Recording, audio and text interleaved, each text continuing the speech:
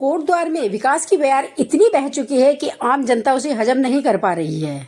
जो नेता 4.5 साल से अपने खेमे से बाहर नहीं निकले थे, वो भी अब जनता के बीच नजर आ रहे हैं। इसका मुख्य कारण 2027 के चुनाव है।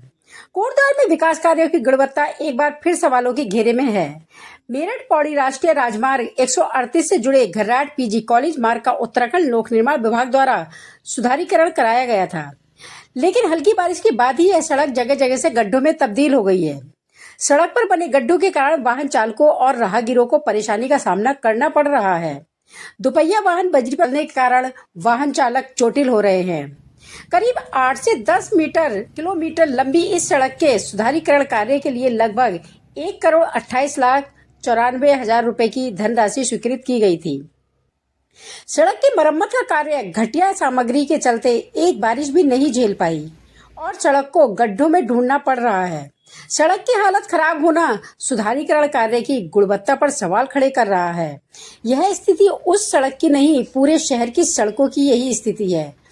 वहीं दूसरी बची कुची कसर टाइल्सों से बनी सड़कें कर रही हैं, जो 2-4 दिन नहीं चलती और धंस जाती हैं, जिससे जलभराव की स्थिति बन जाती है।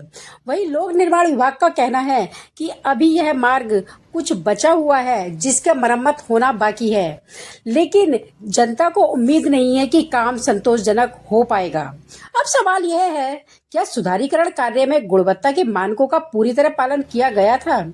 क्या लोक निर्माण विभाग सड़क की स्थिति जांच करेगा? यदि किसी तरह की लापरवाही सामने आती है तो जिम्मेदारों के खिलाफ क्या कार्रवाई की जाएगी? वहीं मुख्यमंत्री पुष्कर सिंह धामी ने एक बार फिर सड़कों को गड्ढा मुक्त करने की घोषणा कर डाली है, लेकिन सवाल यह भी है कि सड़कों की मरम्मत और गड्ढा मुक्त करने का अभियान बरसात के बीच ही क्यों याद आता है, जब बारिश के मौसम में सड़क निर्माण और मरम्मत के काम की गुणवत्ता पर सवाल खड़े होते हैं और बरसात के समय पर डामरीकरण होने से बारिश के पड़ते ही फिर सड़कें गड्ढा युक्त हो जाती हैं। यह सिर्फ पैसे को ठिकाने लगाने का कार्य किया जाता है। जनता की सुविधाओं से कोई सरोकार नहीं है। सड़क खराब होने के कारण कितने ही हादसे हो चुके हैं और कितने ही लोग अपनी जान गंवा चुके हैं, लेकिन सरकार पर इसका कोई असर नहीं पड़ता है। देखिए, जैसे वर्तमान हालात और परिस्थितियां हैं, आप इन सड़कों की बात कर रही हैं। जो दिल्ली और देहरादून हाईवे बना है, जो करोड़ों करोड़ रुपए की संपत्ति वहां पर खर्च की गई है, राष्ट्र की संपत्ति खर्च की गई है, वो सड़क जो है 15 दिन नहीं टिक पा रही है।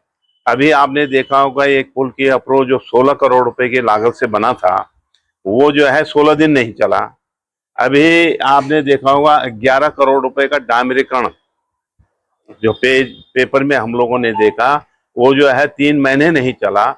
तो अब ये छोटी छोटी सड़कों के बारे में क्या कहें। इस समय इस सरकार ने तो एक ऐसा काम किया है कि गड्ढा मुक्त सरकार बनाने के सड़कों को बनाने का इन्होंने ऐलान करते हैं और जो है हाईकमान इनका आदेश करता है कि 15 दिनों के अंदर गड्ढा मुक्त होनी चाहिए सड़क। गड्ढा मुक्त सड़क को ये परिपाटी इसी बीजेपी सरकार ने की है। इससे पहले ये कोई परिपाटी नहीं थी। पहले पूरी सड़क का निर्माण किया जाता था और वो पूरे 3 से लेके 5 साल तक चलती थी।